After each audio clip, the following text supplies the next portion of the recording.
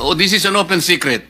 This is an open secret. Bago ko makalimutan, Madam Secretary of the DBM, will you be able to submit to this committee the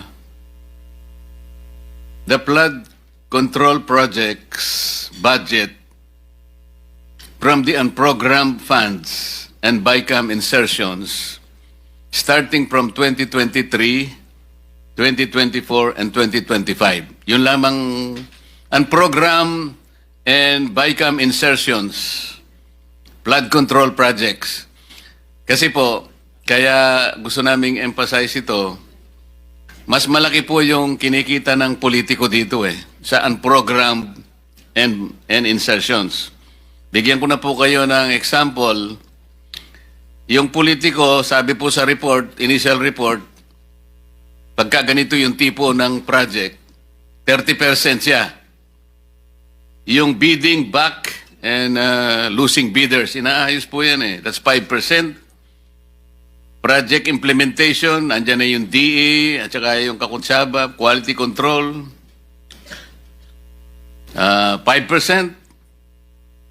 And then, DE and others, 5%, quality control, 2%. Meron pang COA, 1%. Madam COA, oh, this is an open secret. Regional directors and USEC through the DE, 4%. Contractors tax, 7%. Contractors profit, 15%. Tsaka yung royalty. Ito po yung panghiram-hiram ng mga lisensya. 5%.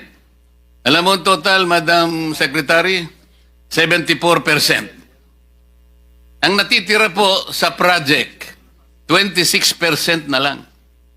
O ibig sabihin po, kung ang flood control project is 100 million, ang talagang magagamit is 26 million. Talagang walang mangyayari po sa atin. Kaya ko lang po tinatanong, sana padala po ninyo 2023, 24, at saka 2025. We will furnish the committee, Mr. Chair. Okay, tas follow up lang po. Salamat po. Follow up po kasi may valid po yung point niya kanina. Identified na po natin yung 11 probinsya na flood-prone areas per the National Adaptation Plan of the Philippines 2023-2025. Bakit po 5 lamang na probinsya ang napagtuunan doon sa flood-prone provinces na yon? At ang napagtuunan po ninyo, wala po doon sa listahan na yon, is Cebu Province, 414 projects. Isabela, wala din po doon, 341 flood control projects. Albay, 273 flood control projects. Wala din po sa listahan yon. Leyte. Ba't ka napatingin sa akin, Senator Mix? Leyte. Wala din po sa listahan. 262 projects. Senator ba, Tarlac, kasama kaya okay lang naman? Kasi pareho kaming Tarlac 258 lang. Kung ikukumpara sa Cebu na 440. Camarines Sur, wala po. Camarines Sur, wala. 252. What is the logic, Mr. Secretary? Ang tinatanong po niya kanina, kung nandito lang, wala tayong po problemahin. Whatever equity you have been trying to project, well, equity. Logic. What is the logic? Wala sa flood. Ba't ka maglalagay doon? Hindi nga sa kasali. Para ba nga nangyari, Mr. Secretary? Hindi naman siya nagugutom. Doon ka nagbigay ng pagkain. Noong ang ating Panginoong Diyos ay nilalang po niya yung unang 2 tao, pinagsabihan niya rin po meron siyang isang sinabi sa kanila na para na rin po sa kanilang kapakanan. Ang sabi po niya, kayong 2, lahat ng nakikita ninyo na bunga ng halamanan sa inyong paligid at lahat ng mga hayop na nakikita nyo na gumagala riyan, Pwede ninyong kainin para sa inyo lahat yan. Ngunit yung natatanging na puno na nandiyon sa gitna, ay huwag ninyong gagalawin. Matatag po ang kabawalan ng ating Panginoon Diyos. Kaya lang po, meron pong isang ahas na biglang nakialam. Sabi niya dun sa babae, sinabi ba ika ng Panginoon Diyos na pagka kumain kayo dyan sa bunga nung nasa gitna na yun, ay kayo mamamatay? Oo, sabi ng babae. Ay, hindi totoo yun. Ang totoo niyan, pagka kumain kayo dyan, mas lalo kayong tatalino. Ito naman si babae, Mr. President. Nakinig. At nung makinig siya, pinuntahan pa niya yung asawa niya.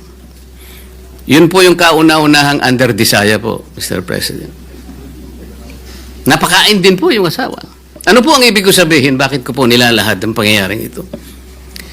Meron na pong kapasyahan eh. Ang dami pong gustong sumausaw, ang dami pong gustong magsabi ng kaiba yung pananaw at paniniwala doon sa kapasyahan na iginagalang nating lahat. Nang ibig ko po sanang sabihin, magpakaingat-ingat naman tayo kung sino-sino na lang ang pong nagpapayo sa atin. Kung mapapansin po ninyo ang karamihan ng nagpapayo na yan, may pagkakatulad po silang lahat eh. Una, lahat po sila hindi nila binasa ng kumpleto yung rules of procedures ng impeachment proceedings sa House of Representatives. Sapagkat kung binasa po nila yon, malamang hindi po ganun ang kanilang ibinubulong. Pangalawa, lahat po nung yun ay puro paborito po ng mainstream media. Sila na lang po yung tinatanong eh. Pangatlo, lahat po ng yun, walang pagmamahal sa mga Duterte. Ngayon, kung yung kalipunan po ng mga tao na yun, ng karamihan po sila, sa kanila ay nagsasabi, sila po yung mga legal luminaries. Tingin ko po sa kanila, yung iba ay legal mercenaries, Sir President. With all due respect to the word. Kaya po kung minsan, imbes na po malinawan ang marami po nating kababayan, nagkakaroon po ng pag-aalinlangan. Yung iba po ay naililigaw, nalilinlang sapagkat iba't iba. Kaiba yung mga paniniwala, pinipilit at gustong ipilit na yung pa yung mananaig kesa doon sang kapasyahan na po na ibinaba ng Korte Suprema. Kung sa bagay nga po, sa una ko pong paghalimbawa, Panginoon Diyos na nga po yun eh. Kinontra pa ng ahas eh. Ginoong Pangulo, sa mga abogado po, palaging may biruan eh.